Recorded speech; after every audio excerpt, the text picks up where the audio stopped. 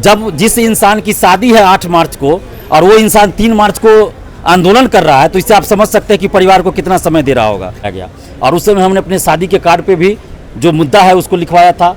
वो उसको उस समय के विपक्ष के नेता तेजस्वी यादव जी ने ट्वीट किया, फेसबुक पे डाला, सारे नेशनल चैनल पे सब जगह चला था। सारे लोग कमेंट करते हैं कि दिलीप कुमार को पढ़ने में मन नहीं लगता है। इसलिए मैंने पहले कहा कि मैं पढ़ने में कमज़ोर नहीं हूँ। जिस नौकरी के लिए बिहार में आज मारामारी होता है, जिस नौकरी के लिए लोग 2 साल से ही सड़क पे मार खा रहे हैं, लाठी खा रहे थे, हम वैसा नौकरी छोड़ के लड़ रहे हैं कि हम 9 लाख अभ्यर्थी के लिए लड़ते हैं बिहार में, बीएसएससी के लिए। लेकिन आज भी आप देखिएगा तो मेरा फॉलोअर्स 9 लाख नहीं होगा। मैं हूं शिवम दिवाकर और आपके लिए मुखर्जी नगर के बहुत सारे वीडियो बनाए। आप लोगों ने देश भर से लाखों की संख्या में प्यार दिया। बहुत सारे स्टूडेंट का कहना ये था, भैया आपने बहुत सारे हम लोगों के लिए वीडियो बनाए हैं, लेकिन स्टूडेंट के हर एक मुद्दे को उठाते रहते हैं। स्टूडेंट के लिए रात हो, दिन हो, गर्मी सर्दी कुछ भी हो, हमेशा खड़े रहते हैं दिलीप जी। उनसे आपने कभी बात नहीं की है। आज की वीडियो में हमारे खास मेहमान हैं, दिलीप जी हैं साथ में, और बहुत सारे दोस्त हमारे साथ खड़े हुए हैं। दिलीप जी ने बहुत सारे छात्रों के लिए काम किया है, पटना में भी, और जहाँ पे भी मौका मिलता है वहाँ करते ही रहते हैं, और कई आंदोलनों को लीड किया है, और कई ऐसे आपके मुद्दे थे जो कोई मानने को तैयार नहीं था, वो भी मनवाया है। तो दिलीप जी आपका बहुत बहुत स्वागत है। जी बहुत बहुत धन्यवाद आपका कि आप लगातार जो है छात्रों के जुड़े हुए मुद्दे को उठाते रहते हैं, इसके लिए बहुत बहुत धन्यवाद आपको। दिलीप जी, बहुत स्टूडेंट की ये शिकायत भी थी कि शिवम भाई आप कभी दिलीप जी से नहीं मिलते हो, और आज ऊपर वाले ने चाहा हम लोग मिल भी गए। बहुत सारे साथी भी हैं पीछे। आपकी ये शुरुआत कब से हुई थी कि हम छात्रों के मुद्दे को उठाएं? क्योंकि आजकल किसी के पास टाइम नहीं है दूसरे लोगों के लिए लड़ने के लिए, सब अपने अपने लिए करते हैं, लेकिन आप हमेशा छात्रों के लिए खड़े रहते हैं। कोई सा भी मुद्दा हो, कोई सी भी परेशानी हो, क्या आपको इतना टाइम कैसे मिल पाता है? फैमिली को आप समय दे पाते हैं या नहीं? देखिए 2016 से हम सोशल साइट्स पे एक्टिव हुए हैं। फेसबुक के माध्यम से स्टूडेंट से जुड़े मुद्दे को उठाते रहते थे। उस समय हम खुद भी बीपीएससी की तैयारी करते थे, और उसमें जो हमको लगता था कि गड़बड़ी है या अन्य बहाली, दरोगा बहाली, सिपाही बहाली हो, बीएसएससी से कोई बहाली हो, तो इन सब चीज़ों में जो हमें गड़बड़ी लगती थी उस चीज़ों को हम सोशल साइट पे उठाते थे। जो सुधार किया जाना चाहिए उन चीज़ों को भी हम सोशल साइट पे रखते थे। और 16 से कई आंदोलनों में हम शामिल भी हुए थे, जैसे 56 से 59वीं का डेट बढ़ाने के लिए मेंस का जो आंदोलन हुआ, उसमें मैं भी परीक्षार्थी था। हम 2.5-3 महीना उस आंदोलन में रहे, और जिसकी वजह से एग्ज़ाम भी मेरा अच्छा नहीं गया, चूँकि आंदोलन में हम 2.5-3 महीना गुजार दिए, और सरकार ने हमारी बात नहीं मानी, आयोग ने भी बात नहीं मानी। उस समय हम लीड नहीं कर रहे थे, बस आंदोलन का एक हिस्सा होते थे, भीड़ का हिस्सा होते थे। उसके बाद लगातार जो भी आंदोलन छात्र हित में पटना में होता गया उसमें हम शामिल होते गए, चाहे वो 2018 में दरोगा बहाली में धांधली सेटिंग और पेपर लीक के खिलाफ आंदोलन हो, रेलवे ग्रुप डी से ITI हटाने के लिए फरवरी 2018 में आंदोलन हुआ, उसमें हम शामिल थे। उसके बाद फिर रेलवे निजीकरण के खिलाफ आंदोलन 25 अक्टूबर 2019 को हम ही ने किया था बिहार में, पटना में हम ही उसमें लीड कर रहे थे।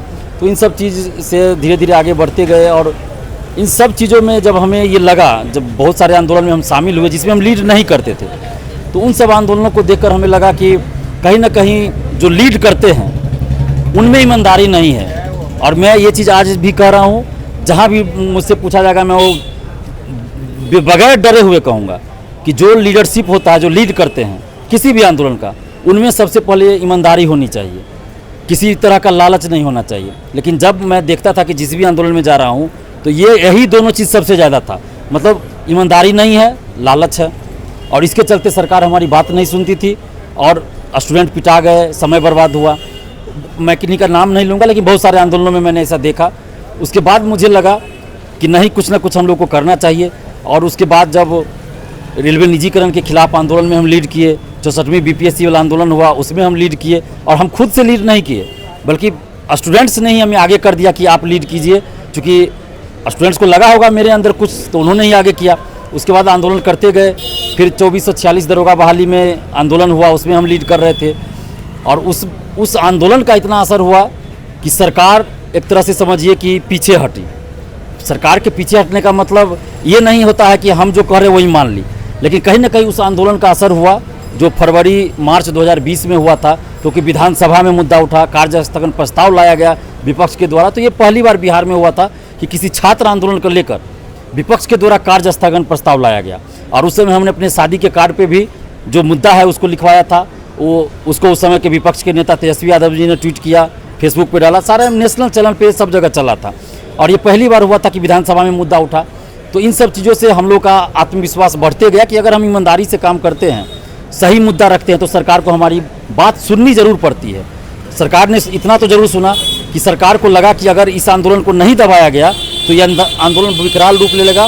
बार बार BPSSC बिहार पुलिस अवर सेवा आयोग के द्वारा हमारे खिलाफ नोटिस जारी किया गया, अखबारों में छपाया गया, लेकिन हम उन चीज़ से नहीं डरे। उसी समय मेरी शादी भी थी और हम आंदोलन भी कर रहे थे।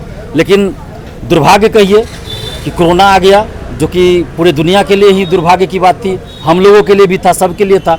और उस कोरोना के चलते वो आंदोलन स्वतः ख़त्म हो गया, क्योंकि उस समय आंदोलन कर नहीं सकते थे। फिर उसके बाद आपको 2213 दरोगा बहाली हुआ, उसमें बहुत सारा सुधार हुआ हम लोग के आंदोलन की वजह से, पेपर लीक नहीं हुआ। फिर BPSC का आंदोलन हम लोग करते रहे। BSSC प्रथम इंटर स्तरीय का जब रिजल्ट नहीं आ रहा था तो 17 जनवरी 2020 को हम लोग आंदोलन किए। तो उस आंदोलन का ये असर हुआ कि उसी दिन शाम को नोटिस जारी करना पड़ा BSSC को कि 1 महीना के अंदर हम रिजल्ट जारी करेंगे, और 1 महीना के अंदर रिजल्ट आया भी। तो ये सब चीज़ आंदोलन से सफलता मिलती गई। तो हम लोग का भी आत्मविश्वास बढ़ता गया कि अगर हम ईमानदारी से काम करते हैं तो सरकार को हमारी बात, आयोग को हमारी बात सुननी पड़ेगी। और पिछले साल जब BPSC का पेपर लीक हुआ, उस समय भी हमने उजागर किया उस चीज़ को, सरकार ने हमारी बात मानी। और सरकार का हमारा हमेशा मतलब रहता है कि जो सरकार में है, चाहे वो किसी भी पार्टी का हो, किसी गठबंधन का हो, इससे हमें कोई मतलब नहीं। सरकार में जो है उनसे हम मांग करते हैं। और बहुत सारे लोग आरोप भी लगाएंगे कि किसी के लिए काम करते, तो ऐसा नहीं है। जिस समय बिहार में BJP जदयू सरकार में थी, उस समय भी हम आंदोलन किए। जिस समय RJD जदयू सरकार में है, उस समय भी आंदोलन करे, और पहले भी किए। 2016 में जदयू RJD कांग्रेस सरकार में थी, उस समय भी हम आंदोलन किए थे। 2020 में जदयू BJP की सरकार थी, उस समय भी हम आंदोलन किए। BPSC पेपर लीक हुआ, उस समय जदयू BJP की सरकार थी, उस समय भी हम मुखरता से इस चीज़ को उठाए। नीतीश कुमार जी ने हमारी बात मानी, एग्जाम कैंसिल हुआ, जांच हुआ, बहुत सारे लोग पकड़े गए। फिर परसेंटाइल पे जो आंदोलन हुआ, तो पटना में ज़बरदस्त आंदोलन हुआ, हमें भी चोट लगी, बहुत सारे स्टूडेंट्स को चोट लगा। उसके रिएक्शन में यहाँ दिल्ली में बहुत बड़ा आंदोलन खड़ा हो गया, शाम को कैंडल मार्च निकाला। सरकार ने बात मानी, CMO का ट्वीट आया, जो कि पहली बार ही हुआ कि किसी छात्र आंदोलन पे CMO का ट्वीट आए, और अगले दिन हमारी मांग को पूरा किया गया। दिलीप जी, मैं यहाँ पे आपको रोकना चाहूँगा। कभी ऐसा तो नहीं है कि दिलीप जी अभी स्टूडेंट लीडर हैं, धीरे धीरे बदलते जाए, राजनीतिक हो जाए, ऐसा तो नहीं है मामला आगे? देखिए, राजनीतिक आजकल जो नेता शब्द है या राजनीति शब्द है, उसका अर्थ ही गलत हो गया है। क्योंकि गलत कर दिया हमारे देश के नेताओं ने, इस चीज़ को गलत किया है, नेता शब्द को और राजनीति शब्द को। अगर राजनीति नहीं होगी तो कोई देश चल सकता है क्या? कोई राज्य चल सकता है बगैर राजनीति के? राजनीति का सही मतलब होना चाहिए। अगर सरकार नहीं बनेगी बिहार में तो कैसे यहाँ का शासन चलेगा? देश में अगर सरकार नहीं बने तो शासन नहीं चलेगा। तो व्यवस्था बनी हुई है, उसमें राजतंत्र तो है नहीं कि उसका बेटा पोता बनते जाएगा। यहाँ तो राजनीति जो है, राजनीति का मतलब यही ना कि लोकतांत्रिक ढंग से आप सरकार चुनते हैं, लेकिन आजकल उसका मतलब गलत निकल गया। हमारा जो मकसद है, शुरू से ही हमारा मकसद रहा है, पहले तो हम BPSC परीक्षार्थी थे, आंदोलन करते करते मीडिया बंधुओं ने और छात्रों ने हमें छात्र नेता की उपाधि दे दिया, जबकि शुरू में हम जिम्मेवारी के साथ और दावे के साथ कहते। हमने कितना मीडिया चैनल को फ़ोन करके कहा कि आप मेरा नाम सिर्फ दिलीप कुमार लिखिए, छात्र नेता दिलीप कुमार मत लिखा कीजिए। शुरू में हमने फ़ोन करके मना किया था बहुत सारे लोगों को, वो लोग लिख देते थे। लेकिन बाद में मीडिया लोग भी बोले कि आप काम वैसा कर रहे हैं तो हमको लिखना पड़ेगा, आप छात्र नेता का काम कर रहे हैं तो हम लिख रहे हैं। क्योंकि हमें भी लगता था कि नेता शब्द जैसे गाली जैसा लगता था, जो रियलिटी बता रहे हैं। और आज भी आप नेता शब्द देखिए तो लगता है कि गाली दे रहे हैं लोग, लेकिन नेता का मतलब वो होता है कि जो लीड करे, जो लोगों को सही राह दिखाए। लीडरशिप का ये मतलब होता है अपना फॉलोअर्स ना बढ़ाए, बल्कि एक नेतृत्व प्रदान करे और दूसरों को भी लीडरशिप में लाए। ये नेता का गुण होना चाहिए। लेकिन आजकल क्या हो गया है, नेता का मतलब कि आप कहीं से पैसा इकट्ठा कीजिए, धांधली सेटिंग करके, जैसे भी हो, चोरी करके, घुसखोरी करके और वोट खरीदिए, लोगों को पैसा बांट के जीत जाइए, नेता कहला जाए। मैं दिलीप जी यहाँ पे आपको रोकना चाहूँगा। अब तक आप लगभग कितने आंदोलनों में छात्रों के लिए आवाज़ उठा चुके हैं, और परिवार को जैसे आपने बताई कि शादी भी हो चुकी है, टाइम कब दे पाते हैं? क्योंकि आजकल लोगों को अपने परिवार के लिए, घर के लिए समय नहीं है। आप स्टूडेंट के लिए हर मुद्दे पे खड़े रहते हैं, कदम से कदम मिला के, कंधों से कंधा मिला के। देखिए, जो मकसद लेकर हम चले थे, मिशन लेकर चले थे, हमारा मकसद यही था। चूँकि हम खुद भुक्तभोगी रहे हैं धांधली सेटिंग का BPSC में। अगर BPSC में धांधली सेटिंग नहीं होता तो आज दिलीप कुमार छात्र नेता नहीं होता। दिलीप कुमार कहीं SDO होता, कहीं DSP बन के नौकरी कर रहा होता। मेरे साथ पढ़ने वाला, जिसको मैं जानता हूँ अच्छे से, हमसे भी कम जानकारी, वो आज DSP है, कहीं SDO बना हुआ, कहीं BDO बना हुआ। मेरा ही बताया गया, मेरे द्वारा उसको हेल्प किया गया। बहुत सारे स्टूडेंट हमसे जूनियर आज कहीं वीडियो बने हुए, कहीं एसडीओ बने हुए हैं। तो ऐसा नहीं है कि मैं पढ़ने में कमज़ोर हूँ या कुछ भी हो, लेकिन हमारे साथ जो हुआ कि धांधली सेटिंग हो रही है, वो तो खुलासा हुआ ना पिछले बार आर्थिक अपराध इकाई से भी कि इंटरव्यू में किस तरह से हुआ, कॉपी मेंस में, पीटी में। तो हम चाहते तो हम भी ऐसा कर सकते थे, पैसा देके नौकरी कर लेते या चुप रहते, लेकिन हमने इस चीज़ को मकसद बनाया कि हम इस चीज़ के खिलाफ लड़ेंगे, ताकि प्रशासन में, शासन में, जो प्रशासन है खासकर, उसमें ऐसे लोग जाए सरकारी नौकरी में, चाहे वो कर्मचारी हो, अधिकारी, ऐसे लोग जाए जो कि योग्यता रखते हो, ईमानदारी से जाएं।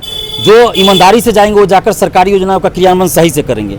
अगर गलत लोग जाएंगे, पैसा देके 25 लाख देके कोई दरोगा बन रहा है, तो आज पकड़ा रहा है ना, शराब माफिया से सेटिंग गेटिंग में पकड़ा रहा है, कोई बालू वाला में पकड़ा रहा है, चाहे वो महिला हो या पुरुष हो। मेरा सवाल आपसे ये था कि आप परिवार को कब समय दे पाते आ हैं? रहे हैं, हम याद है सवाल, हम सवाल भूल नहीं रहे आपका, लेकिन मैं बता रहा हूँ। तो हमारा मकसद यही है, अभी भी है, हम इस चीज़ को मिशन बना चुके हैं कि हमें चाहे जो कुर्बानी देनी होगी, जो करना होगा हम करेंगे, लेकिन हमारा मकसद है प्रतियोगी परीक्षाओं से, सरकारी नौकरियों से धांधली सेटिंग हटाना, भाई भतीजावाद को खत्म करना, पैसा पैरवी पे नौकरी होता है उसको खत्म करना। क्योंकि जब तक सरकारी नौकरी में ईमानदार लोग नहीं जाएंगे, तब तक नेता अगर ईमानदार हो भी जाएगा, अधिकारी अगर बेईमान है ना, तो लूट खसोट। आप सोचिए, जो वृद्धा पेंशन मिलता है उसमें अगर कोई रिश्वत लेता है तो इससे क्या घटिया चीज़ कोई हो सकता है? सबको पता है कि वृद्धा पेंशन में घूस लिया जाता है, जो इंदिरा आवास है उसमें घूस लिया जाता है। तो जब तक ईमानदार लोग नहीं जाएंगे तब तक तो गरीबी दूर, तो बात की बात है। आप लोगों का जो है जीवन स्तर ऊंचा नहीं कर सकते हैं जब तक सरकारी योजना, कोई भी सरकार हो, हर सरकार की बहुत सारी योजनाएं होती है जो अच्छी होती है। कुछ योजना हो सकता है कि पार्टी पॉलिटिक्स हो या वोट बैंक के चलते खराब हो, लेकिन सारी योजनाएं खराब नहीं होगी। हर सरकार की कुछ योजनाएं होती है जो लोगों के हित में होती है, लेकिन उस योजना को क्रियान्वित करना सरकारी अधिकारी और कर्मचारी का काम होता है। तो हमारा मकसद यही है कि सरकारी अधिकारी कर्मचारियों की नियुक्ति सही से हो। जब तक नियुक्ति प्रक्रिया सही से नहीं होगी तब तक ईमानदारी से काम नहीं होगा, और इसीलिए हम इस चीज़ को मिशन बना चुके हैं। और इसके लिए हमको जो कुर्बानी देना होगा हम देंगे। अभी भी जब जिस इंसान की शादी है 8 मार्च को और वो इंसान 3 मार्च को आंदोलन कर रहा है, तो इससे आप समझ सकते हैं कि परिवार को कितना समय दे रहा होगा। अच्छा, एक चीज़ और मैं आपसे जानना चाहूँगा, जैसे आपको बहुत सारे स्टूडेंट जानते हैं, जैसे मैं देख रहा था कि गोपालपुर में आपको बहुत सारे स्टूडेंट मिल गए, नेहरू विहार में आपको मिल गए, बत्रा मिल गए, वर्धमान मॉल मिल गए, पटना में भी जब आप निकलते हैं तो आपको पहचान ही लेता है, कैसा फील होता है? देखिए, इसी सब चीज़ से तो हमें अच्छा लगता है ना। मान लीजिए आप अच्छा काम कर रहे हैं, लेकिन आपको कोई बोले ही नहीं कि आप अच्छा काम कर रहे हैं, आपको उसके लिए प्रोत्साहित नहीं कोई करे या फिर नहीं अच्छा बोले, तो आपका मनोबल नीचे गिरता जाएगा। शुरू में 4 साल जो मेरा पीरियड था, समय था मेरे जीवन का, वो समझिए एकदम विकट परिस्थिति में हम जिए हैं। घर से भी बात सुन रहे हैं इसलिए कि नौकरी करो, इस सब में क्यों पढ़ते हो। जब शादी हो गई तो वाइफ से भी सुन रहे हैं, ससुराल वाले पक्ष से भी सुन रहे हैं, ताना सुन रहे हैं, बहुत सारी बातें हैं। उसके बाद गांव समाज से भी सुन रहे हैं कि भाई इतना दिन से पटना में रह रहा है, नौकरी क्यों नहीं कर रहा है, इस सब में क्यों पढ़ रहा है, नेतागिरी क्यों कर रहा है। चला कि आप नौकरी भी छोड़ दिए थे? आपने सवाल कर दिया तो हम ये चीज़ बताना नहीं चाह रहे थे। बहुत सारे लोग कमेंट करते हैं कि दिलीप कुमार को पढ़ने में मन नहीं लगता है, इसलिए मैंने पहले कहा कि मैं पढ़ने में कमज़ोर नहीं हूँ। जिस नौकरी के लिए बिहार में आज मारामारी होता है, जिस नौकरी के लिए लोग 2 साल से ही सड़क पे मार खा रहे हैं, लाठी खा रहे थे, हम वैसा नौकरी छोड़ के लड़ रहे हैं। तो इसलिए हमने कहा कि हम पढ़ने में भी कमज़ोर नहीं है, और हम अभी भी चैलेंज कर सकते हैं। जितना वीडियो बना है बिहार में, सबको नहीं कर सकते हैं, लेकिन अधिकतर को चैलेंज कर सकते हैं। वीडियो एसडीओ हो, हम बीपीएससी का जो सिलेबस है उस पर हम चैलेंज कर सकते हैं, डिबेट कर सकते हैं, क्योंकि हमने पढ़ाई किया ईमानदारी से। ऐसा नहीं कि मैट्रिक का इंटर पास कर गए, दूसरे को बदला में बैठा कर, अपने से मेहनत करके सारा चीज़ पास किए हैं और पढ़ाई की है, बीपीएससी यूपीएससी की तैयारी की है। दिलीप जी, आप कितने अटेम्प्ट वगैरह बीपीएससी के दिए हैं, क्या यूपीएससी के भी दिए हैं? देखिए, यूपीएससी की परीक्षा दिए थे, लेकिन हमारा मेन फोकस बीपीएससी पे था, चूँकि हमारे गांव से अगल बगल से पहला इंसान हम थे जो कि पटना आके पढ़ाई शुरू किए, और कोई उस समय बताने वाला नहीं था कि यूपीएससी की तैयारी कैसे करें, बीपीएससी की तैयारी कैसे करें, और हम खूब बन गए यूपीएससी की तैयारी करें। हम लोग को तो यही लगा कि जो टीचर पढ़ा रहे हैं वही यूपीएससी में आएगा। बाद में पता चला कि ये तो बीपीएससी में भी इसे काम नहीं चलेगा।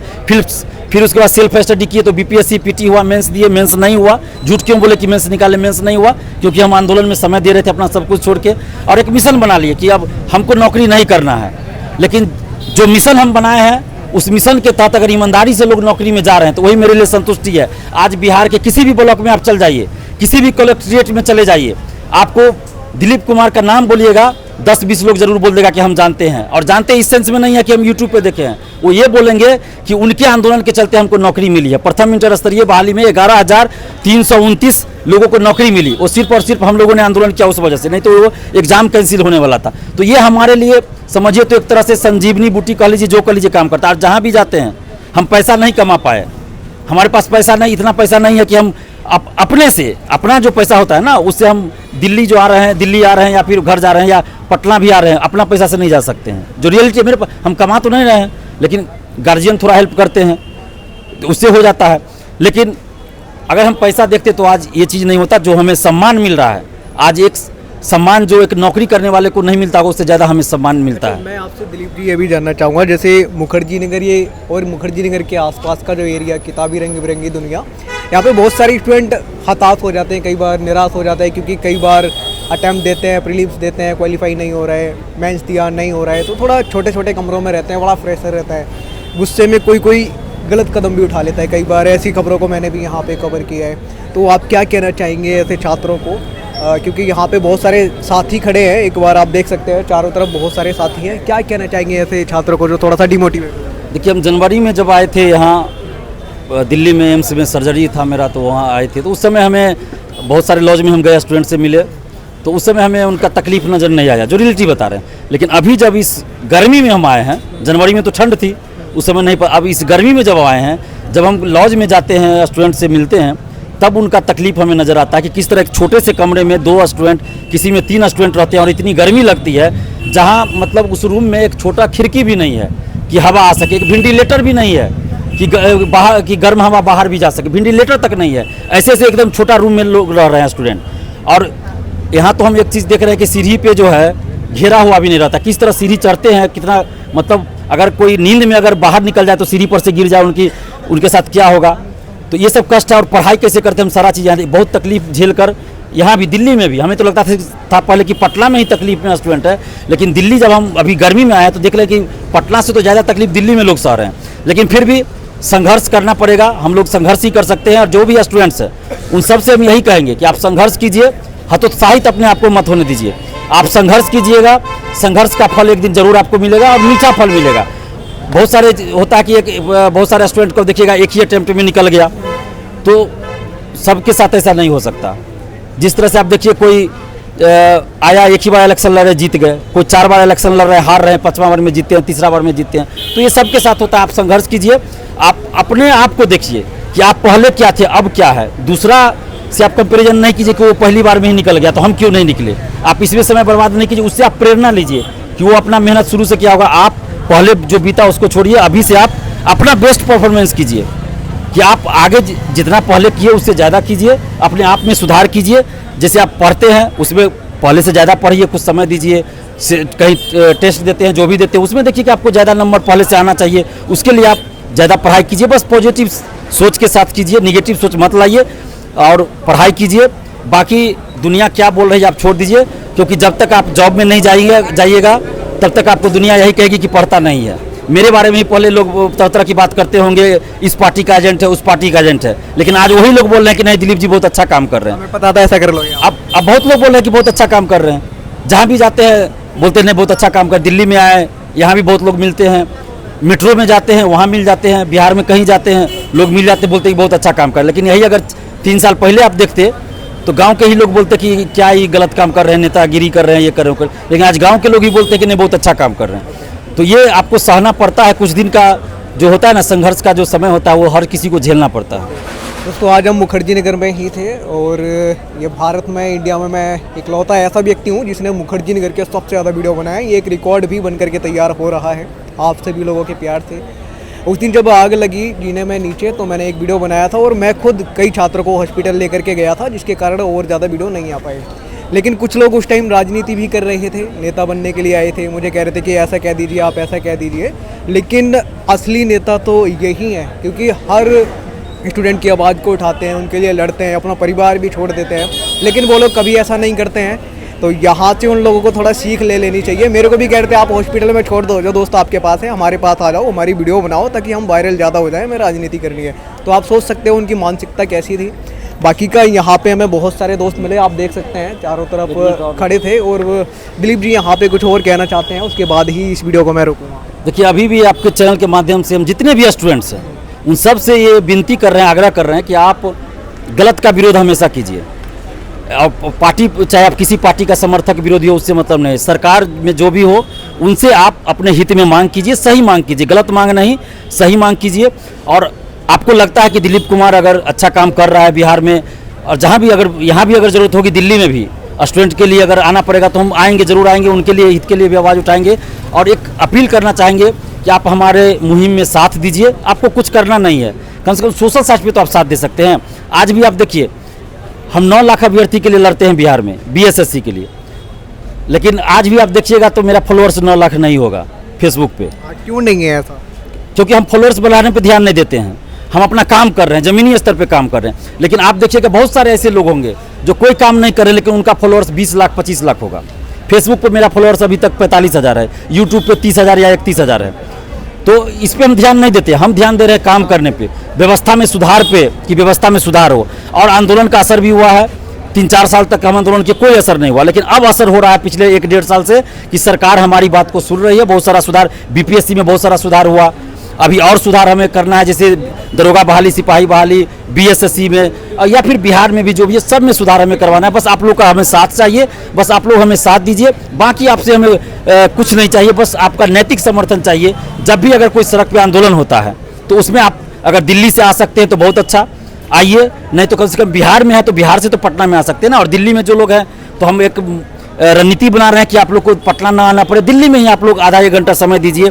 और सोशल साइट पे तो आप 5 मिनट 10 मिनट समय दे सकते हैं, तो क्रांति ऐसे ही आ जाएगी। अगर जितने भी स्टूडेंट्स हैं सिर्फ सोशल साइट पे सही बात लिखिए, सही चीज़ की मांग करें सरकार से, तो सरकार को ऐसे ही हमारी बात माननी पड़ेगी। तो आप लोगों से हाथ जोड़कर विनती है कि कम से कम जो मुद्दा हम उठाते हैं, अगर आप लोग को लगता है कि ये सही है, बिहार के हित में है, देश के हित में, तो कम से कम उसको सपोर्ट कीजिए। आप लोग भी अपने अपने फेसबुक वॉल पे लिखिए, या मेरे ही पोस्ट को शेयर कीजिए, लाइक कीजिए, कमेंट कीजिए, ताकि सरकार तक एक मैसेज जाए। क्योंकि सरकार का भी आईटी सेल होता है, वो सब चीज़ों पे ध्यान देती है। तो इसलिए आप लोग अगर ऐसा कीजिएगा तो हमारा भी मनोबल बढ़ेगा और सरकार भी उन चीज़ों को ध्यान देगी और मानेगी ज़रूर। दोस्तों, मुखर्जी नगर में बहुत सारे स्टूडेंट के मम्मी पापा हमें मेल भी कर रहे हैं, मैसेज भी कर रहे हैं, कॉल भी कर रहे हैं। और जिस दिन आज की घटना हुई थी उस दिन तो हमारे पास में कई हज़ार फ़ोन भी आए थे, मेल भी आए थे। कई छात्रों के मम्मी पापा का ये कहना था हमारी बेटी या बेटा वहाँ पे रहती है, उनके बारे में बता दीजिए, कॉल नहीं लग रहा है। तो थोड़ा सा मैं आपको ये बताना चाहूँगा, कई छात्रों के ये भी सवाल थे, क्या मुखर्जी नगर में सभी कोचिंग अभी ऑफलाइन फिर से खुल चुके हैं? तो कई कोचिंग तो जिनके पास में फायर की सारी सेफ्टी हैं वो खुल भी रहे हैं, जिनमें संख्या थोड़ी कम है। बाकी का लगभग जिनमें अधिक संख्या है वो लगभग मंडे से खुल जाएंगे, मंडे, ट्यूसडे या वेडनेसडे से पहले की तरह ही चलना शुरू हो जाएंगे। लेकिन इस बार सभी कोचिंग्स ने जो फायर वाली घटना है, फायर सेफ्टी के साथ में खोलने का पूरा विचार कर लिया है। और कई कोचिंग्स में अभी काम चल रहा है, वो लोग काम पूरा होने के बाद में ऑफलाइन फिर से उतरेंगे। और आप लोगों की पढ़ाई जो है, जो बहुत सारी स्टूडेंट ये कह रहे थे भैया हमने एडमिशन ले लिया है, मोटी फीस दिया, लेकिन अब कोचिंग बंद हो गया है, तो हमारा क्या हुआ? आपकी हो जाएगी, कोई भी समस्या नहीं है। बाकी का थोड़ा सा मुखर्जी नगर बदला बदला लग रहा है, क्योंकि होर्डिंग बोर्ड जितने भी लगे थे वो सब हट चुके हैं। उससे होता ही था कि खिड़कियाँ ढक जाती थी, हवा निकलने में, धुआं निकलने में दिक्कत होती थी। और कई बार पता ही नहीं चलता था कि अंधेरा है, दिन है, रात है, सुबह है, शाम है। तो खिड़कियों की ऊपर जो होर्डिंग बोर्ड थे वो सारे साफ़ कर दिए गए हैं। बाकी का एक और वीडियो आपको जल्दी ही मिलेगा। ये वीडियो देखने के लिए आपका बेहद शुक्रिया।